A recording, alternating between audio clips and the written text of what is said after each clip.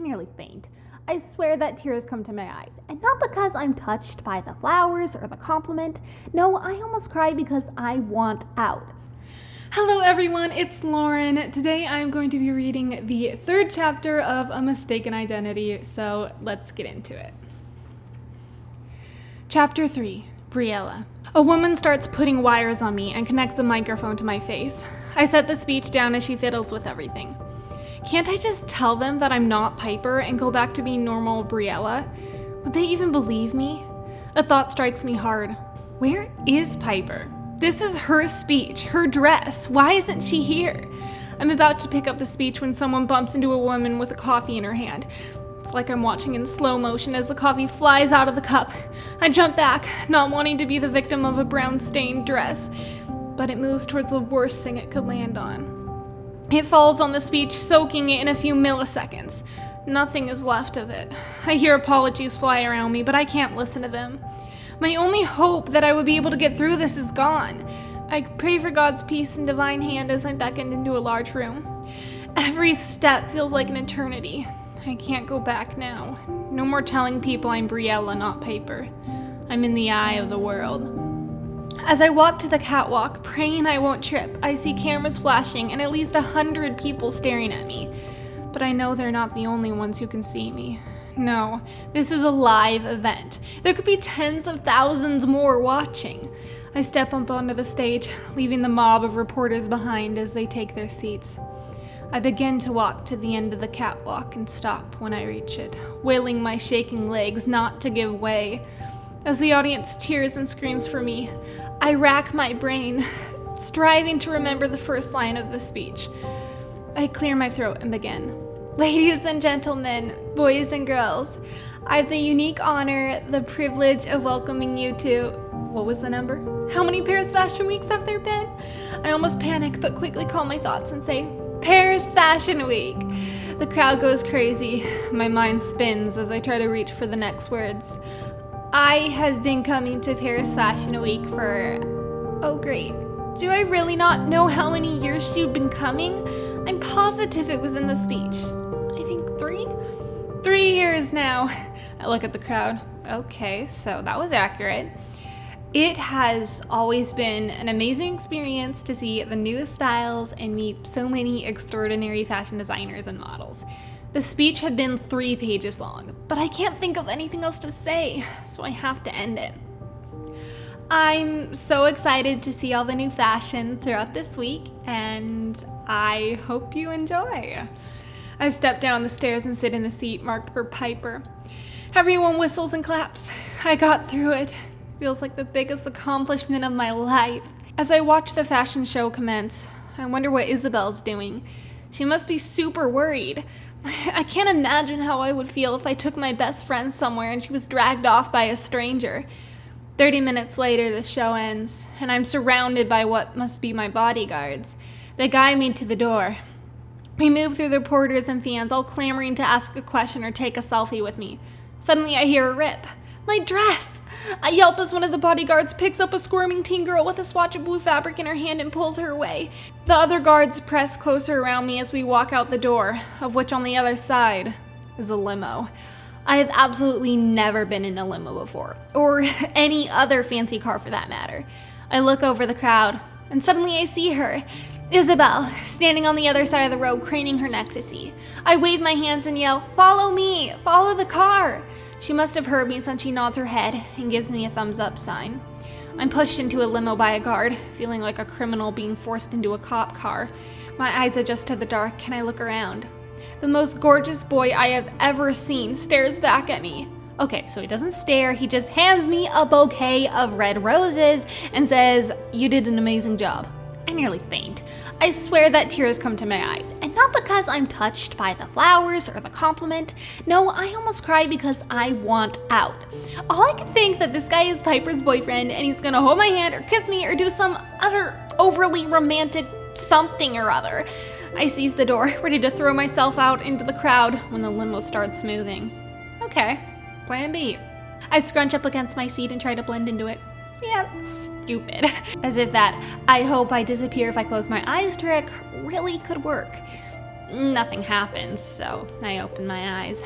The boy's staring at me like I'm out of my mind. Maybe I am. Are you okay, Piper? He asks. I nod my head and start to fiddle with the place where my dress was ripped. Are you ready for a date? Oh, no. Of all the things that could have happened, why this? I look everywhere but at him. Are you mad at me? He asks. I shake my head. So far, I have not said a word, which probably makes it look like I am infuriated with him. He stares at his hands and says, okay, well, they reserved a table for us at La Porte Rose. We're headed there now. He trails off. The restaurant he just mentioned is one of the most luxurious places designed in all of Paris. My eyes widen, and I rashly say, that must be expensive. He nods. I'll say, publicity stunts are never cheap. I am so sorry, I really did not mean to say that. There is fear in his voice. What kind of person is Piper if he is genuinely scared of something he said? I mutter something about everything being fine as I stare out the window at the passing city. Minutes later, we arrive at the restaurant and are escorted up to the front door by the bodyguards. Once again, cameras flash as the paparazzi tries to cover every moment of my life. Or Piper's, that is. We step into the building and the reporters I left outside, staring through the windows. I look around, astonished by what I see. I've heard about this place, but what I see is so far beyond what my imagination was able to create. With crystals hanging from the ceiling and pastel pink doors, it's gorgeous. A waiter comes up to us and guides us to a new room. But there isn't any ceiling, and the walls are whitewashed brick. It's a courtyard. There are only a few tables and chairs in the space, and the waiter leads us to the one closest to the windows into the restaurant. Seriously, now the paparazzi and everyone else can see us. I think back to what Piper's boyfriend said about publicity stunts. I don't even know his name, and I can't just ask him, hey, I forgot your name, can you tell me what it is? I look around as he asks the waiter for lemonade. Huge ceramic pots line the walls, and roses climb from them, making their way up the walls and spilling around the painted pink balconies above.